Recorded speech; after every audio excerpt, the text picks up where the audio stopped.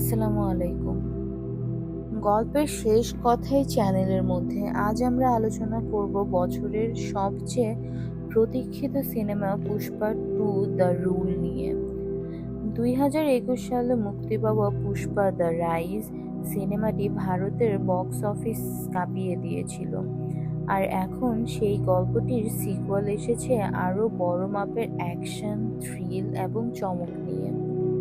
তাহলে দেরি না করে শুরু করা যাক পুষ্পা টু দ্য রুলের সম্পূর্ণ ব্যাখ্যা। এই সিনেমার গল্প পুষ্পা দ্য রাইজের শেষ থেকে শুরু করা হয়। আগের সিনেমায় আমরা দেখেছিলাম কিভাবে পুষ্পারাজ এক সাধারণ কাঠচোর থেকে লালচন্দন চোরাচালান জগতের সম্রাট হয়ে ওঠে। কিন্তু এই রাজত্ব সহজ ছিল না। পুলিশের উচ্চপদস্থ কর্মকর্তা ভাওয়ার সিং শেখাওয়াত এবং বিভিন্ন প্রতিপক্ষরা চায় পুষ্পাকে ধ্বংস করতে। কিন্তু পুষ্পা কি আদৌ থেমে থাকবে, নাকি সে পুরো অন্ধ্রপ্রদেশের নিয়ন্ত্রণ নিয়ে নিবে? সিনেমার প্রথম দৃশ্যেই আমরা দেখতে পাই বিদেশের একটি বন্দরে লালচন্দন কাঠের বিশাল এক চালান পৌঁছেছে। কিন্তু সেখানেই একটি কন্টেইনারের দরজা খুলতেই কর্মীরা চমকে উঠল, কারণ তারা সেখানে দেখতে পায় রক্তাক্ত পুষ্পাকে। তারপর আমরা ফ্ল্যাশব্যাকে যাই। এরপর আমরা ফিরে যাই পুষ্পা রাজত্বের গল্পে।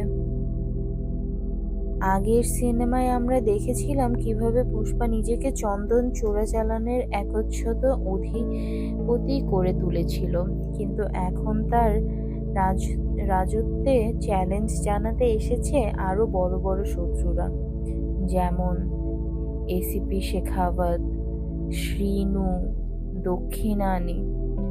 এসিপি শেখাওয়াত আগের সিনেমায় অপমানিত হওয়ার পর এবার সে আরো বড় পরিকল্পনা করে পুষ্পাকে ধরতে চায়।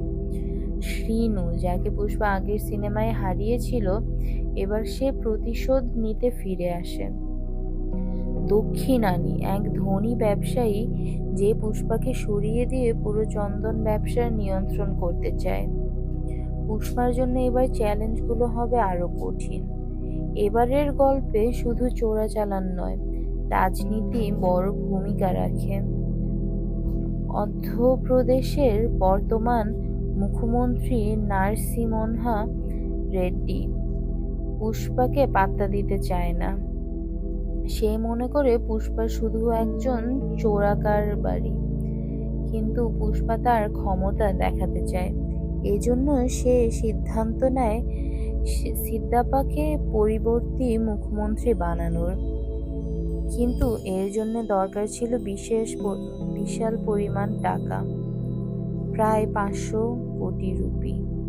এখন প্রশ্ন হলো, পুষ্পা এই টাকা কিভাবে সংগ্রহ করবে? পুষ্পা এবার আরো বড় পরিকল্পনা করে।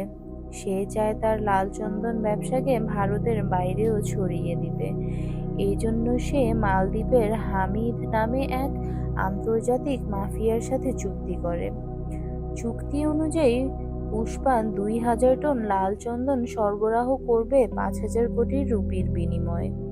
কিন্তু এই চালান যাতে গন্তব্যে পৌঁছাতে না পারে, সেটাই শেখাওয়াত, শ্রীনু এবং দক্ষিণানী চায়।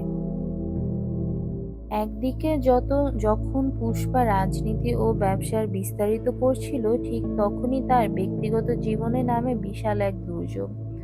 পুষ্পার স্ত্রী শ্রীবল্লী গর্ভবতী হয়। পুষ্পা চায় সে তার সন্তানকে নিরাপদ পরিবেশে বড় করতে, কিন্তু ঠিক তখনই ঘটে এক ভয়াবহ দুর্ঘটনা। পুষ্পার ভাতিজি কাবেরীর অপহরণ হয়ে যায়। তাকে নির্মম নির্যাতন করা হয়, আর এর পিছনে ছিল পুষ্পার শত্রুরা। এই মুহূর্তে পুষ্পা পুরোপুরি রাগান্বিত হয়ে ওঠে। এবার সে আর ব্যবসা বা রাজনীতির কথা ভাবে না, সে শুধু ভাবে প্রতিশোধের কথা। এবং এখান থেকেই শুরু হয় সবচেয়ে বড় অ্যাকশন সিকোয়েন্স। একদিকে পুলিশের অভিযান, অন্যদিকে শত্রুদের ষড়যন্ত্র। কিন্তু পুষ্পা তার চালান পৌঁছে দিতে সক্ষম হয়। গল্পের শেষ দিকে যখন সবাই ভাবে পুষ্পা জিতেছে, তখন ঘটে এক বড় চমক, বোমা বিস্ফোরণ। পুষ্পার বাড়িতে হওয়া এই বিস্ফোরণ কাহিনীকে অন্যদিকে নিয়ে যায়। কিন্তু কে করলো এই বিস্ফোরণ? পুষ্পা কি বেঁচে থাকবে, নাকি তার শত্রুরা এবার সত্যিই জয়ী হয়ে যাবে? এটার প্রশ্ন হয়তো মিলবে পুষ্পা 3-তে। এই সিনেমাটি বিশেষ হয়েছে আল্লু অর্জুনের শক্তিশালী অভিনয়ে। আগের সিনেমার মতো এবারও তিনি অসাধারণ পারফর্ম করেছেন। তার নতুন লুক ও স্টাইল দর্শকদের মুগ্ধ করেছে। উচ্চমাত্রার অ্যাকশন ও ভিএফএক্স রয়েছে এই সিনেমাটিতে। সিনেমার ফাইট সিন ও ব্যাকগ্রাউন্ড স্কোর খুবই আকর্ষণীয়। সাবলীর কাহিনী ও টুইস্ট গল্পের গভীরতা বেশি, যা শুধু মারামারি নয় বরং ইমোশনও বহন করে। পুষ্পা 2 দ্য রুল কেবল একটি অ্যাকশন ফিল্ম নয়, বরং এটি এক ক্ষমতা, প্রতিশোধ এবং রাজনীতির কাহিনী। এই সিনেমার ক্লাইম্যাক্সে এমন কিছু চমক আছে যা দর্শকদের মুগ্ধ করে রেখেছে। যদি আপনি এখনো এই সিনেমাটি না দেখে থাকেন, তাহলে অবশ্যই দেখে নেবেন। আমাদের এক্সপ্লেনেশন আপনার কাছে ভালো লাগলে আমাদেরকে কমেন্টে জানাতে পারেন। ধন্যবাদ।